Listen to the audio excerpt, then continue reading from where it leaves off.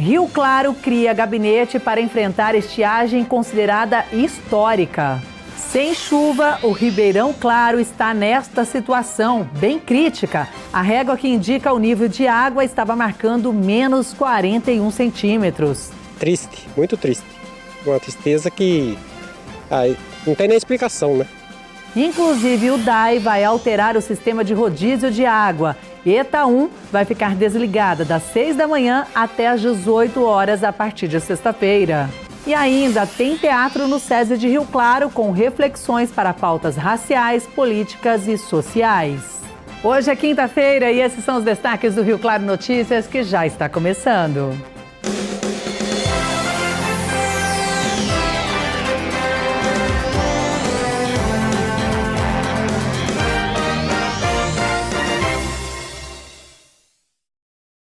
Olá, boa noite. Nós começamos falando das condições climáticas, principalmente na cidade de Rio Claro, que ainda segue enfrentando uma forte estiagem. Ainda seria necessária uma grande chuva para amenizar a situação e, diante deste cenário, o município criou um gabinete de enfrentamento para esta crise. Diante desse estado crítico de seca, um gabinete foi criado para elaborar medidas de enfrentamento à crise hídrica que estamos vivendo. Eu vou conversar com o Osmar da Silva Júnior, que é representante deste gabinete e vai nos dar mais informações, explicar como vai funcionar esse trabalho. Osmar, como que vai ser esse trabalho desse comitê? O principal objetivo é trazer para a discussão vários representantes da população para facilitar a comunicação entre todos, entre toda a população.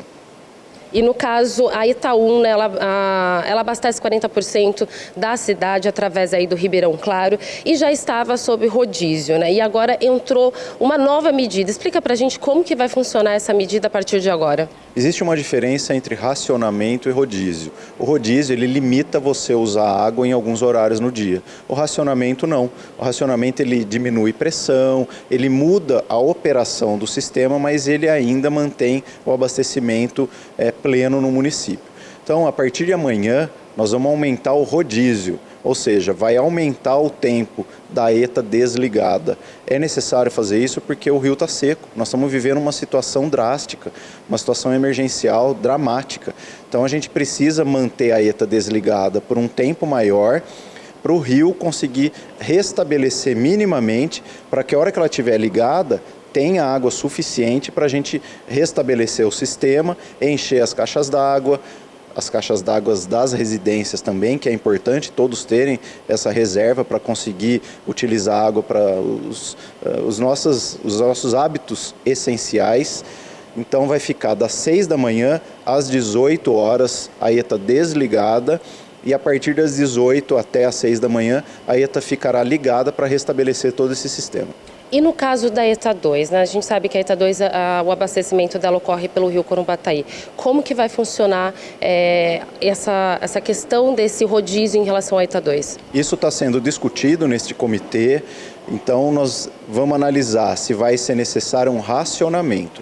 O racionamento é aquela diminuição da pressão, uma mudança na operação, mas não é limitar os horários de uso da água. O rio Corumbataí é um rio um pouco melhor do que o Ribeirão Claro. Infelizmente o Ribeirão Claro está seco, o rio Corumbataí ainda tem água, então a gente consegue manter o abastecimento da ETA 2 normal.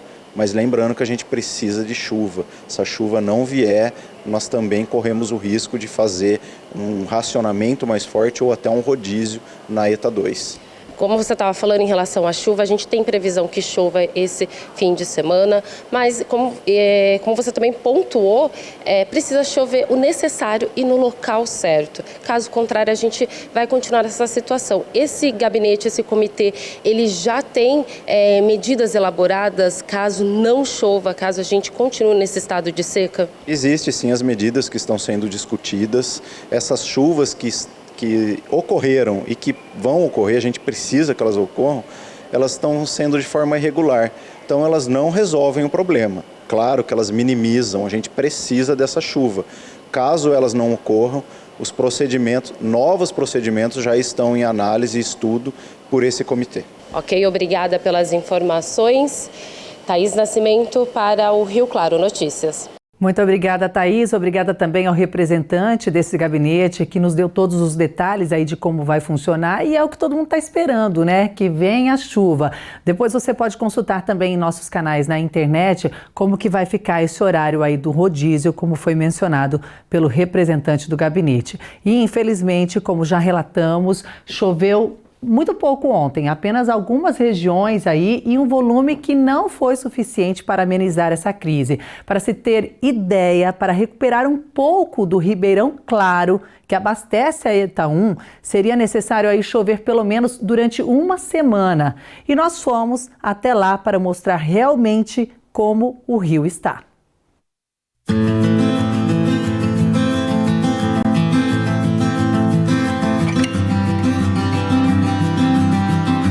Aqui há 15 anos atrás, 20 anos, esse rio aqui ele era mais ou menos no barranco, ele batia por aqui assim, ó. Depois foi abaixando, aqui hoje tá na canela, tá no pé. Tá bem baixa a água, tá crítica a situação.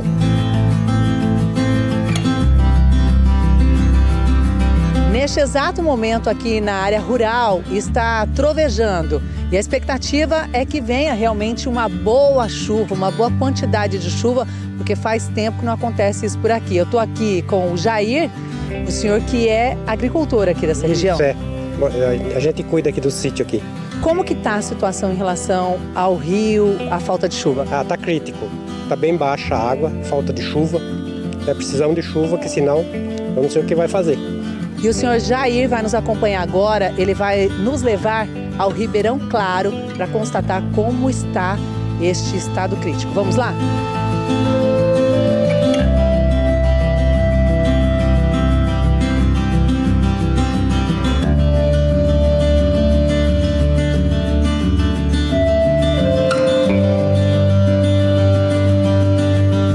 Preocupante, é preferível ele cheio com enchente do que do jeito que tá. Porque com enchente é fartura, a água tem a vontade e não tem problema. Agora do jeito que tá, é crítica a situação.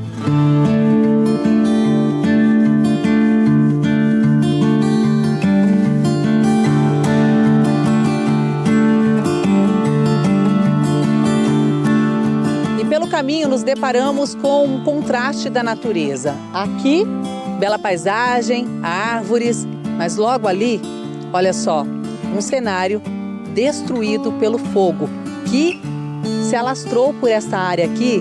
Cerca de 50 hectares foram atingidos. E após 15 dias, ainda é possível sentir o cheiro de queimado. Claro que a falta de chuva contribuiu para que o fogo se alastrasse.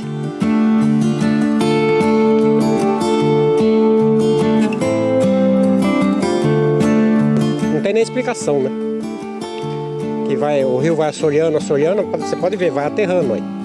E a falta de água, tudo, é isso aí que está acontecendo. Depois de caminharmos cerca de 1 quilômetro da sede da propriedade até aqui este ponto, a gente consegue verificar melhor como está a situação do Ribeirão Claro. Nós chegamos aqui onde passa o rio e a gente vai chegar um pouquinho mais perto, que o senhor Jair vai explicar, quando tem uma boa chuva, quando ele está cheio, como que fica esse cenário.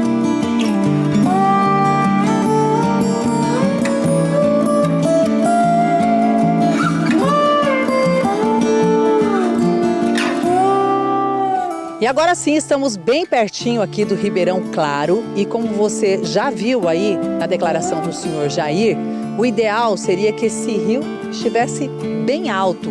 A gente vai entrar para mostrar como que está o nível.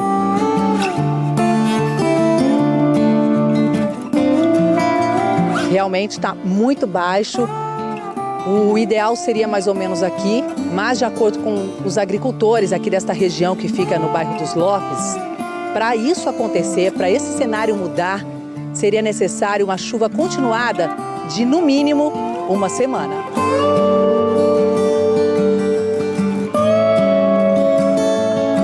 Tá tudo. Na plantação, pro gado, para as criação, preocupa tudo.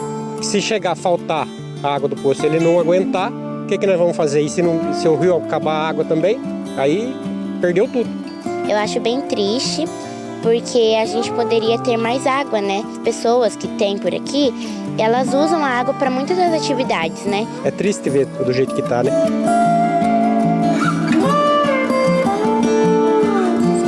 de chuva. A esperança é que mude, que chova e que mude esse cenário. Que chega a deixar tudo isso bonito, como sempre foi.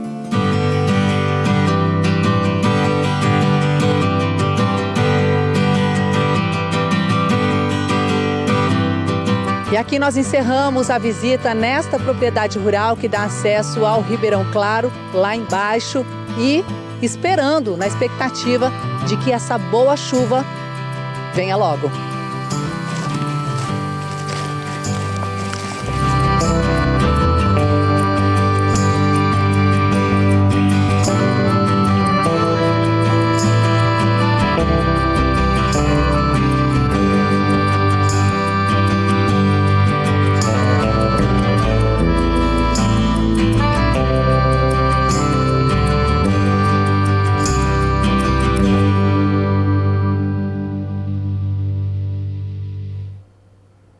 É o que todo mundo está esperando mesmo, como nós relatamos na reportagem, que venha uma boa chuva. Ali nessa propriedade onde nós estivemos, tem o poço, mas mesmo assim é preocupante, porque se não chover, o rio vai ficar ainda mais baixo e já está afetando grande parte aqui da cidade de Rio Claro. Nós agradecemos também ao senhor Ayrton e também o seu Jair, que nos acompanhou aí nesta reportagem.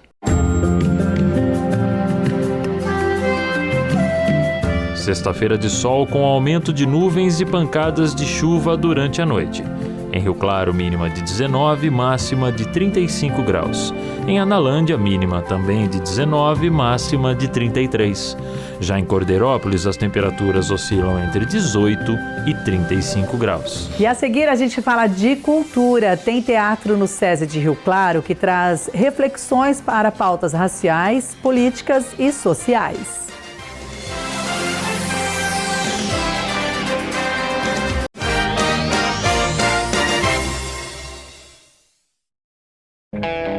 Descarte seu lixo corretamente. Materiais recicláveis devem ser descartados em locais corretos. E para isso, a cidade de Rio Claro conta com 8 ecopontos. Eles estão localizados nos bairros Cervezão, Jardim São Paulo, São Miguel, Inocope, Jardim Figueira, Jardim das Palmeiras e nos distritos de Ajapi e Assistência. O horário de funcionamento de segunda a sexta é das 8 horas da manhã às 8 da noite. De sábado, das 8 às 5 da tarde. E no domingo, das 8 ao meio-dia. Descarte consciente. Faça a sua parte e ajude a preservar o nosso meio ambiente. Idade não é nada. Respeito é tudo. Viva essa ideia. Apoio Fundação Claré. Outubro Rosa. O câncer de mama pode acontecer tanto entre mulheres como entre homens. E a melhor maneira de preveni-lo é conhecer e cuidar do próprio corpo. Faça o autoexame, é fácil. Em frente ao espelho, com o braço direito levantado, apalpe os seios, axilas e toda a região. Depois, repita do lado esquerdo, se atentando sempre à forma, textura da pele, mamilos e aparecimento de sintomas estranhos. Além do autoexame, é essencial manter hábitos saudáveis e, acima de tudo, ir regularmente ao médico. Outubro Rosa. Realização TV Claré e Claretiana FM.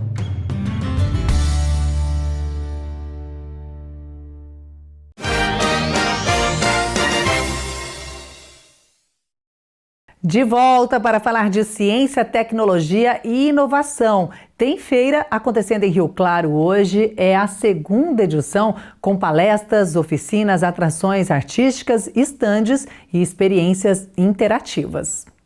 Desenvolvimento e tecnologia. Essas são as palavras-chave para a segunda Feira de Ciências, que aconteceu no Centro Cultural em Rio Claro e reuniu alunos de toda a região. Conseguimos alcançar um nível de divulgação regional com a nossa feira. São pelo menos 20 ônibus chegando da região. Então a expectativa é de 2 a 3 mil pessoas hoje passando, principalmente alunos do ensino médio, alunos de graduação que vêm apresentar os seus trabalhos, mas também vêm conhecer os trabalhos de inovação e tecnologia. A diversidade de projetos e propostas elaboradas demonstra a expansão do evento e o seu impacto na sociedade. O programa Hub nas Escolas, que é conduzido pela Secretaria de Desenvolvimento Econômico junto com a Unesp, já faz uma preparação ao longo do ano inteiro para que os estudantes cheguem aqui preparados, mas, sobretudo, esse evento ele materializa tudo que é produzido em termos de ciência, tecnologia e inovação no município e na região. Então, ele tem um impacto bastante grande em mostrar aquilo que a sociedade produz para a própria sociedade. Para os estudantes, essa é uma boa oportunidade para sair das salas de aula e demonstrar todo o conhecimento na prática. Nós estamos trabalhando com a falta de energia causada pela combustão dos transformadores, que são os transformadores que convertem 13.800 volts para 220, gerando energia para as nossas casas. E esse problema ocorre pela quebra dos inibidores de potência, que são essas buchas feitas de porcelana, material resistente ao calor, porém muito frágil. Isso ocorre por causa da pressão que os profissionais têm que fazer na hora de encaixar corretamente o terminal. Então nós realizamos o Layer B, que encaixa perfeitamente no terminal que vai dentro da bucha. Assim, quando ele é colocado aqui dentro, os profissionais podem fazer a pressão necessária que não vai quebrar a bucha. A gente até utilizou a metodologia de álgebra, uma metodologia muito importante e muito usada por diversas empresas, para que a gente pudesse escolher o melhor material para que ela pudesse ir dentro do transformador. É muito importante porque assim a gente consegue realmente impactar a nossa sociedade. Sem contar que isso incentiva a criatividade nos estudantes de hoje em dia e realmente resolver um problema impactante. Mariana se surpreendeu com a procura do público e aprovou a experiência. É muito bom porque a gente consegue perceber que as pessoas entendem o que a gente prepara na faculdade, né? A gente sempre traz com uma linguagem mais simples, mas elas entendem e ficam felizes de aprender coisas novas. Os visitantes estavam animados e apontaram os seus assuntos preferidos. Eu tô achando bem interessante e o que eu achei mais de legal aqui foi as rochas, esses tipos de rochas. Sobre o pulmão lá, eu achei bem interessante, que eu quero entrar nessa especialidade sobre pulmão, eu quero ser médico no meu futuro, e é bom que eu tenho mais aprendizagem e mais experiência.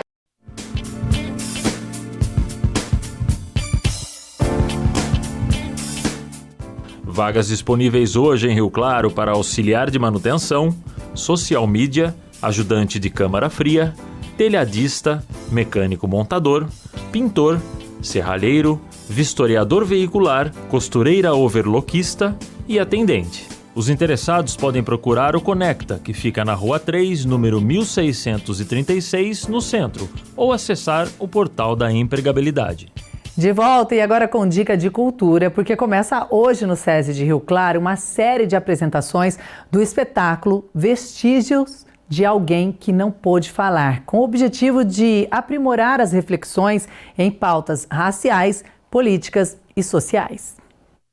Com o objetivo de aprimorar as reflexões em pautas raciais, sociais e políticas, o Núcleo Traços Fortes chega em Rio Claro trazendo a peça Vestígios de Alguém que Não Pôde Falar. E eu estou aqui com o Lucas, diretor e produtor da peça, que vai contar um pouquinho mais pra gente. Lucas, conta pra gente do que se trata esse espetáculo.